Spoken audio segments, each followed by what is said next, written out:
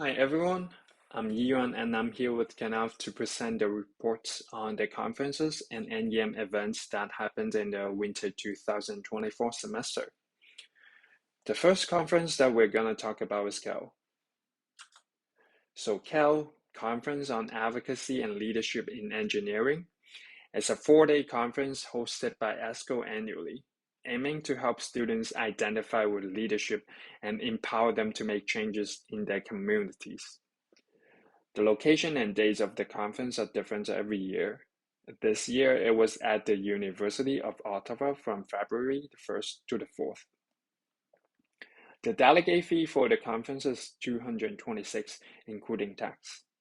Students can apply for student development grants from SSF to get financial support. And the number of delegates allowed for each school is 7, with some exceptions. This conference is mainly divided into 2 parallel streams, advocacy and leadership. There are other sections dedicated to introducing the ESCO and CFES team, as well as summing up the work of the current ESCO team's term and electing the new ESCO team in the next term. Besides all the serious stuff, there are also some fun activities such as karaoke nights and patch trading. Here are some of the advocacy sections.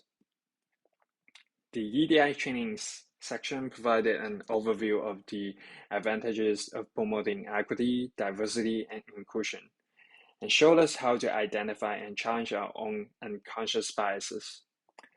It also provided strategy for promoting EDI in the workplace and engineering community. The data-driven advocacy section discussed the importance of data-driven advocacy and how we can make an impact in our own community using this data. And the next one, using communication platforms to promote student advocacy, basically showed us how we can incorporate our social media platform to further promote student advocacy. The allyship section mentioned how we can better support minorities and marginalized groups. Although it is in the advocacy stream, it also mentioned the intersection of allyship and leadership, such as what are the qualities of an ally and a leader. By attending these sections, we gain knowledge and skills needed to create a more inclusive and equitable environment within our own engineering community. In the leadership sections, we had the Compassionate Leadership sections that was hosted by the president of ESCO. In this section, she explained compassionate leadership through some activities such as identifying our traits and Q&As. And she gave examples on how this leadership style has been working well with the ESCO team. The next section, what does my answer do that yours doesn't? It was a good opportunity for Seneca to learn from other NSOCs from across Ontario. Each NSOC shared what they do well and what can be improved in various aspects such as executive role structure, election procedure, etc. The How to Build Your Dream Team section provided an insight on what to look for when assembling a team and how to work with your team to accomplish your goals.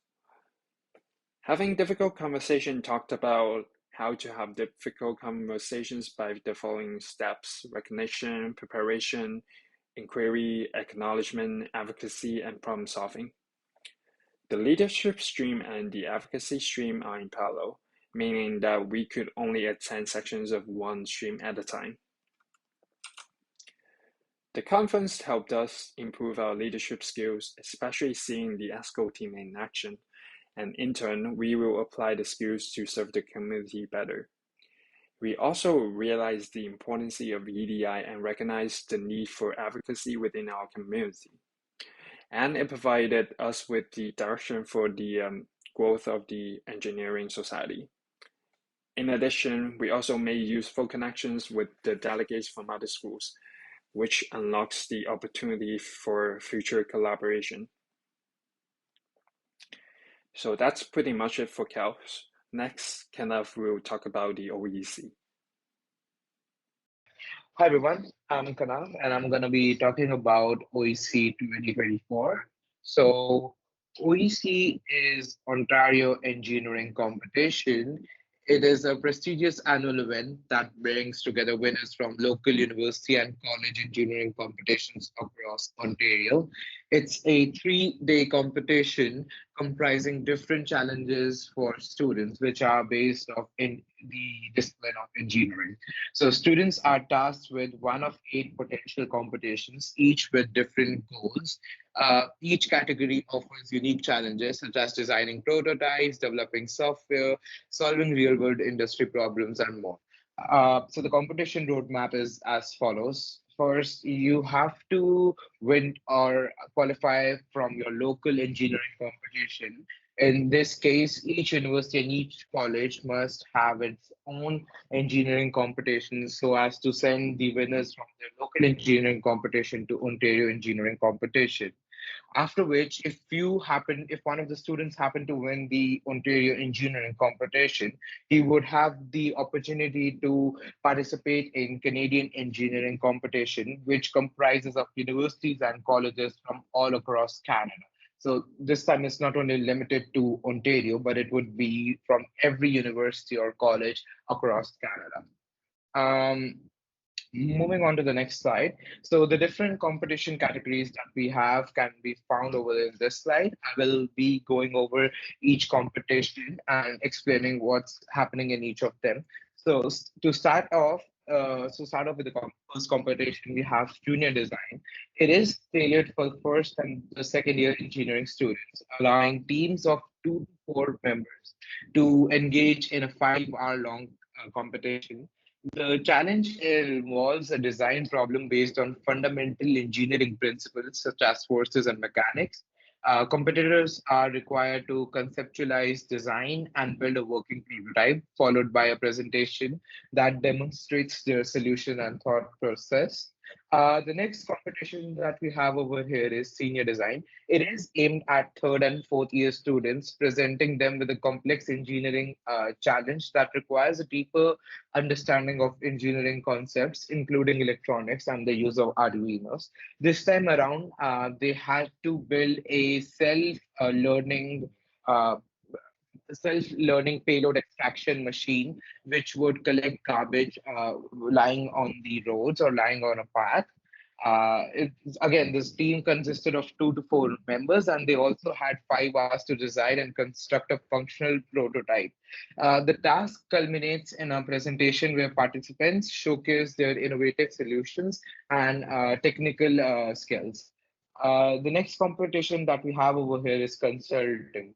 It is open to students from all academic years, and the teams four, up, up to 4 members are also allowed in this. You are tasked with a challenge to solve the real world industry problem within a time span of 5 hours. The competition focuses on the application of technical knowledge and the evaluation of other constraints such as economical, environmental, and social implications. Participants must present their findings and recommendations to a panel of judges, which would simulate a professional consulting scenario that tests their analytical and presentation skills. The next competition that we have over here is programming. In this competition, students from any year can form teams of up to 4 members to tackle a software development challenge over 5 hours. The objective is to design and develop industry quality software that addresses a specific problem provided at the competition. Teams are expected to deliver a complete software package, including executable files and source code, accompanied by a presentation that explains the development process and software functionalities. The category accesses coding proficiency, problem solving abilities, and teamwork. The next competition that we have over here is engineering communication. It is designed for students across all years with teams of up to 2 members. Participants are tasked with presenting complex engineering topics in an accessible and understandable manner to the public. The competition involves preparing a one-page abstract and a presentation. Uh, this category emphasizes on clarity, engagement, and the ability to convey technical information concisely. The next competition that we have over here is parliamentary debate. Parliamentary debate again can be participated by any student from any year, academic year, and the size of the team that you can have is maximum of 2 members. So in these competitions, the team evaluate and argue for or against a proposal that is given by the judges with a minimal preparation time. Your points are awarded based on the defending or the refuting argument that you have, and it is one of the biggest highlights of Ontario engineering competition, as the finals for the debate competition, they're held at the closing ceremony. The next competition that we have is innovative design. Again, this competition can be participated by any student who is in any academic year. The team size could be a minimum of 2 members, ranging up to 4 members. In this competition, you develop a new product or service that would fulfill a need or improve an old design of their choosing. For the submission, you are required to submit a working prototype, and you also need to have a presentation that would be again evaluated by the judges on various parameters. The next competition that we have over here is re-engineering. This could again be participated by a student in any academic year. The maximum number of students that you can have in a single team is 2. So what happens in this competition is you redesign an existing product or process either to improve the functionality or to adapt it for a completely new purpose.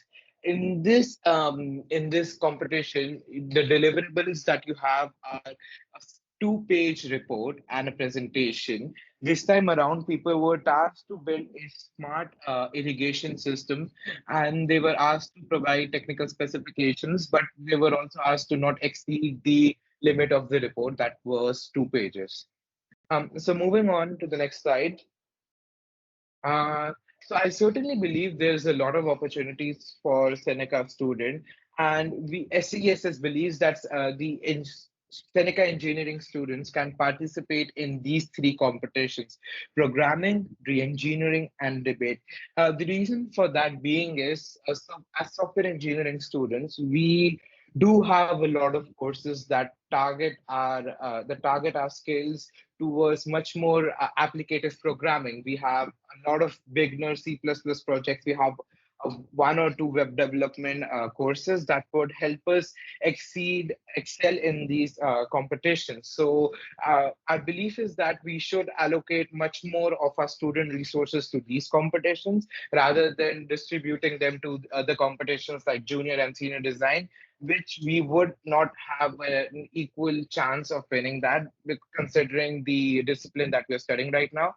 And re-engineering, again, it is much more based on the research that a student does on an existing problem and bringing out creative problem solving. And in our engineering program, we do have a lot of engineering core courses that prepare us for this. So I believe this would be one of the great fit for a student to participate in. Debate doesn't require a lot of technical expertise. It just requires a student's creativity and problem solving. And the courses that we have right now, they're much more tailored to that creativity and problem solving aspect. So I think we would really excel in these competitions, and it would be really great to allocate our resources and the students to only these 3 competitions. So there's a lot of benefits for Seneca students in this as well. So first of all, to qualify for Ontario engineering competition, you need to participate in Seneca engineering competition, which would be our local engineering competition. Uh, uh, that would be held around October, no, October to December, because we need to have the winning students' names so that we can forward it to the uh, committee that's organizing Ontario engineering competition. Now, how this would help the Seneca students is you don't Students in the first or the second year don't even know what hackathon is, and having some kind of engineering competition would expose them to this new domain of hackathons, which could actually lead to overall development of a student. We also would want students to have that opportunity to apply their knowledge and and demonstrate skills, because Seneca focuses much more on applicative knowledge, right? So we do want the students to have that in-hand experience with certain problems and developing certain solutions. They also would have the opportunity to compete in OEC and potentially CEC.